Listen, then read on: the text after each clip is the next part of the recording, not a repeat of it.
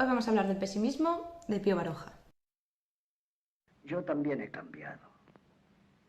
Es posible que el pueblo de Faro no sea ni sombra del que conocí.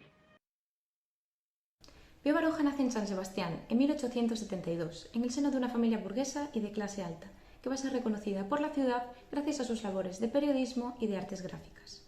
Va a estudiar medicina en Madrid y Valencia, y aunque esto a priori no tiene que ver con la literatura, va a familiarizarse con el arte de escribir gracias a su relación amistosa con el autor español Azorín. En este vídeo hablaremos acerca de dos de las corrientes filosóficas imperantes del siglo XIX y parte del XX, que son el positivismo y el vitalismo.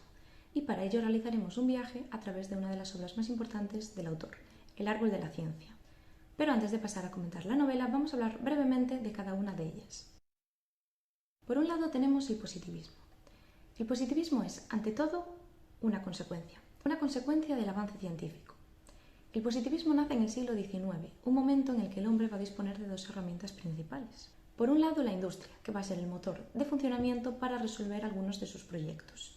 Y por el otro, la técnica, que no es más que la aplicación de la ciencia. Este saber positivo va a necesitar de la objetividad de la ciencia para conseguir su fin primordial, que es poner al alcance del hombre la naturaleza.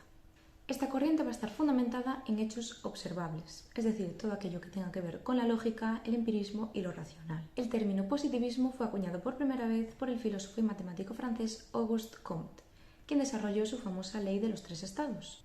En ella, Comte explora toda una serie de fases por las que atraviesa el espíritu humano cuando se enfrenta al porqué de las cosas. Esta está compuesta por A, el estado teológico, B, el metafísico y C, el positivo. El estado teológico es una fase ficticia, es el punto de partida del espíritu humano, y en ella se pretenden dar respuestas absolutas a cuestiones que parecen imposibles de resolver para el hombre, acercándolas a sus propios conocimientos. Este estado busca dar respuestas en razones oscuras y sobrenaturales. El estado metafísico es abstracto. En él se pretende dar respuestas a la naturaleza en cuestiones inmutables, dominando el razonamiento. Por último tenemos el estado positivo, o también conocido como el estado real, el cual es la última etapa del desarrollo humano. En esta etapa ya no va a ser importante el porqué de las cosas, sino el cómo. Aquí tiene lugar la renuncia a las respuestas absolutas de las etapas anteriores. Este estado va a ser fundamental para la teoría positivista, ya que la ciencia se construye en el estado de lo positivo como lo útil, eficaz, constructivo. Comte va a estar influenciado por una cantidad de filósofos empiristas, como es el caso de Bacon, Hume, Locke y Condillac. Aunque a lo largo de la historia muchos otros filósofos van a desarrollar esta corriente positivista, como es el caso de Stuart Mill, Herbert Spencer. En resumen, el positivismo va a defender que la única manera posible que tenemos de acercarnos al conocimiento es a través de la ciencia. Pasemos ahora al vitalismo. El vitalismo se diferencia de otras filosofías tradicionales al entender la realidad como proceso. Los filósofos vitalistas son herederos de Heráclito, ya que tratan el ser en devenir. Por devenir nos referimos al nacimiento de un objeto y su desarrollo hasta convertirse en el ser. También se abandona el concepto tradicional de la razón como una entidad abstracta y esta pasa a ser vital o histórica. El vitalismo tiene dos manifestaciones. La primera tiene un carácter científico y va a ser desarrollada por el filósofo alemán Hans Driech. Este va a postular la necesidad de crear un principio vital ajeno a la materia. La segunda manifestación es la que verdaderamente nos interesa, ya que es la de ámbito filosófico. Aquí el vitalismo va a buscar alejarse lo más posible de toda intromisión científica. Esta postura se plantea la vida, por lo tanto los sentimientos y toda experiencia del ser vivo, como un proceso más sencillo que la razón. El vitalismo se remonta a Schopenhauer, también del siglo XIX, pues suceden en paralelo, quien exaltaba la fuerza y la importancia de los impulsos irracionales del ser humano a través de un punto de vista individualista. Aunque posteriormente veremos la importancia que tuvo Nietzsche para este movimiento.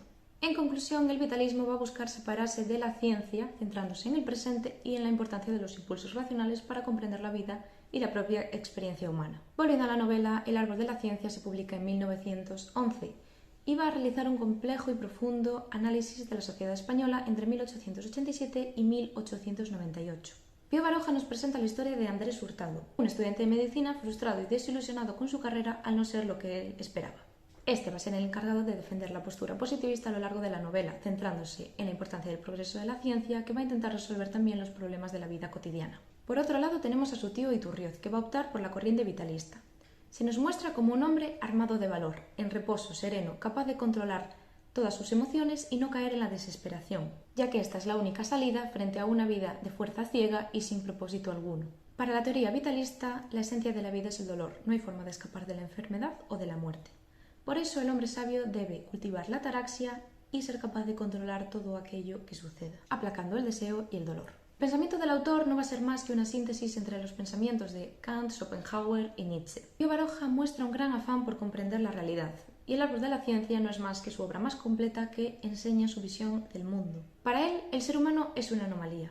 Si bien es cierto que ha conseguido sobrevivir a lo largo del tiempo en un mundo lleno de catástrofes y desgracias, el autor no puede parar de plantearse preguntas como si tiene algún sentido la vida, existe algo más allá de la muerte.